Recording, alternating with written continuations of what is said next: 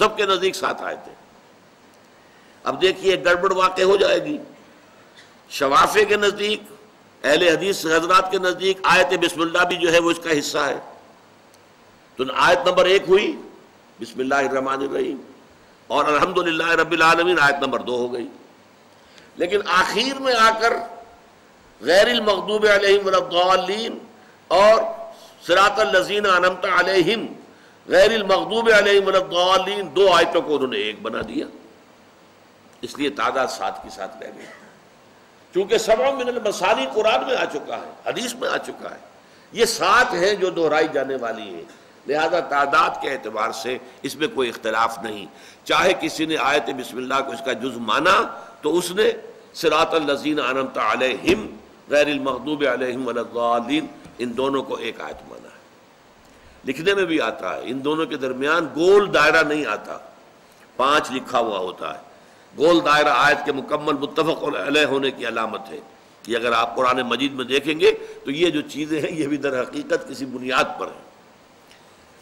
اب اصل بات یہ سمجھنی ہے کہ اس آیت کا موضوع کیا ہے. اس سورت کا پہلے ترجمہ کر لیں.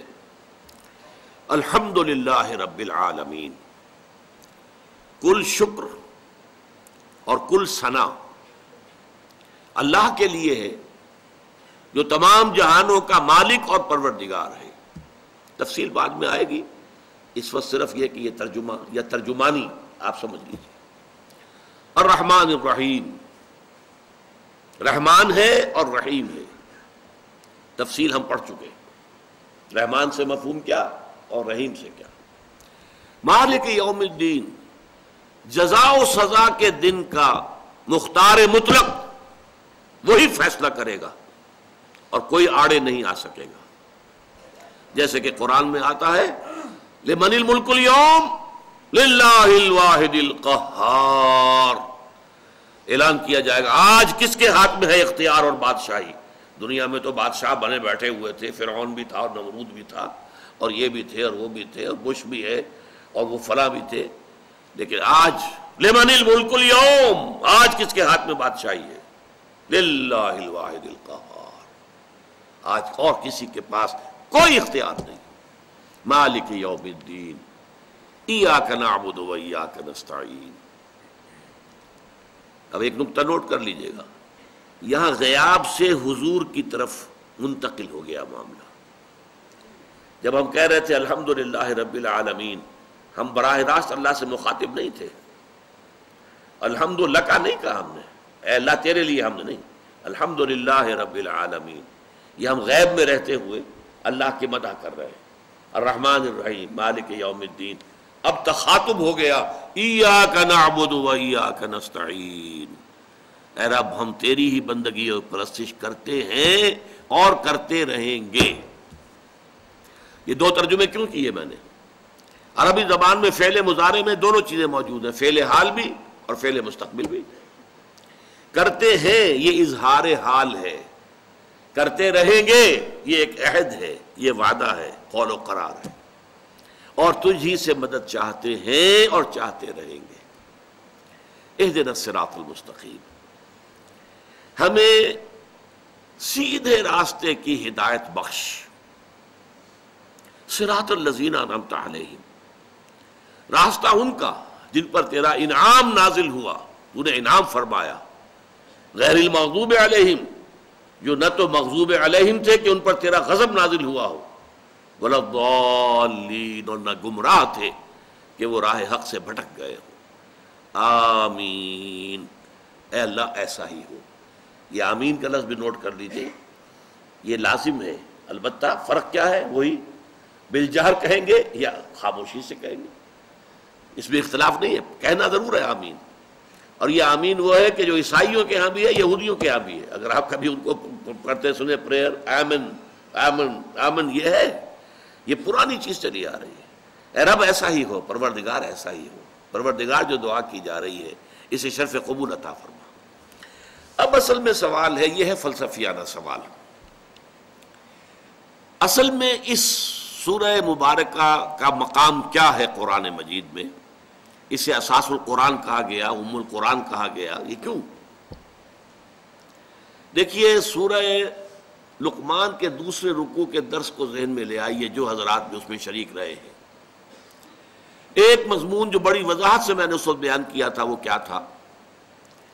انسان بحیثیت انسان اگر اس کی فطرت کج نہ ہو جائے، مسخ نہ ہو جائے، پرورٹڈ نیچر نہ ہو، فطرت سلیمہ، اور اس کے ساتھ ہی عقل سلیم ہو، عقل سیدھی راستے کے اوپر چلنے والی ہو، تو بعض حقائق کائنات کے ایسے ہیں کہ جن تک وہ از خود پہنچ جاتا ہے.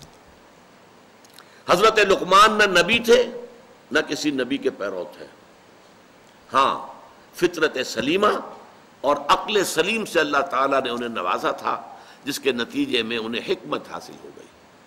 وَلَقَدْ آتَيْنَا لُقْمَانَ الْحِكْمَةَ أَنِ اشْكُرْ لِلَّهِ، ہم نے لقمان کو حکمت عطا کی کہ شکر کر اللہ کا. لیکن یہ شخص جو ہے جو یہاں تک تو پہنچ گیا، یہاں تک بھی پہنچ گیا. سورہ لقمان میں ہم نے دیکھا یا بنی انہا ان تکن مثقال حبۃ من خردل فتکن فی صخرۃ او فی السماوات او فی الارض یأت بها اللہ ان اللہ لطیف خبیر. اے میرے بچے، نیکی یا بدی چاہے رائی کے دانے کے ہم وزن ہو اور چاہے وہ کسی چٹان میں ہو، زمین کے پیٹ میں ہو یا خلاؤں اور فضاؤں میں ہو، اللہ اسے لے آئے گا. اللہ باریک بین ہے اور باخبر ہے. تو فطرت انسانی اور عقل انسانی کے نتیجے میں دو چیزوں تک تو انسان، فطرت سلیمہ رکھنے والا انسان، عقل سلیم کی دولت سے مالا مال انسان خود پہنچ جائے گا، اللہ کو پہچان لے گا اور جزائے اعمال کہ نیکی اور بدی کی جزا ضرور ہوگی. ان دو چیزوں کو پہچان لے گا. ان دونوں کے نتیجے میں یہ بھی میں عرض کر چکا ہوں، شکر کا نتیجہ کیا نکلتا ہے؟ اگر آپ کے ساتھ کسی نے کوئی بھلائی کی تو آپ اس کے ساتھ بھلائی کریں گے کہ نہیں؟ ہل جزاء الاحسان الا الاحسان. ہاں فطرت آپ کی کج ہو چکی ہے تو بات دوسری ہے، لیکن یہ کہ اگر آپ کی فطرت سالم ہے، سلیم ہے، صحت مند ہے، تو اگر کسی نے آپ کے ساتھ بھلائی کی ہے تو آپ بھی چاہیں گے اس کے ساتھ بھلائی کریں، کوئی بدلہ دیں اسے. اور اگر وہ ہستی اتنی بلند ہے کہ آپ اس کو کوئی بدلہ دے ہی نہیں سکتے. والدین کے بارے میں تو آپ کو معلوم ہے کہ آپ نے بڑھاپے میں ان کی خدمت کر لی اور اچھی طرح کر لی، حق ادا کر دیا، تو کسی درجے میں انہوں نے جو پال پوس کر تم پر احسان کیا تھا، کسی درجے میں اس احسان کا بدلہ ہو گیا. لیکن وہ اللہ، وہ بلند و بالا، اور وہ اللہ سے پہلے جن لوگوں نے یہ سمجھا کہ سورج ہے در حقیقت ہمارا پروردگار، اسی کی گرمی سے ہماری فصلیں پکتی ہیں، اسی کی وجہ سے ہماری ہوائیں چلتی ہیں، بارشیں آتی ہیں، لہذا اب سورج کو اس کی خدمات کا آپ کیا عوض دیں گے؟ کو بدلہ دے سکتے ہیں؟ نہیں. لہذا ہاتھ جوڑ کر سر جھکا دیا، ڈنڈوت کر دی. بس یہ جذبہ عبادت جو ہے یہ جذبہ شکر کا نتیجہ ہے. جس ہستی نے آپ پر احسان کیا ہے، آپ اس کے احسان کا بدلہ کچھ اور نہیں دے سکتے، تو حمد کیجئے، ثنا کیجئے، ہاتھ جوڑیے، ڈنڈوت کیجئے، سجدہ کیجئے، یہ اس کا.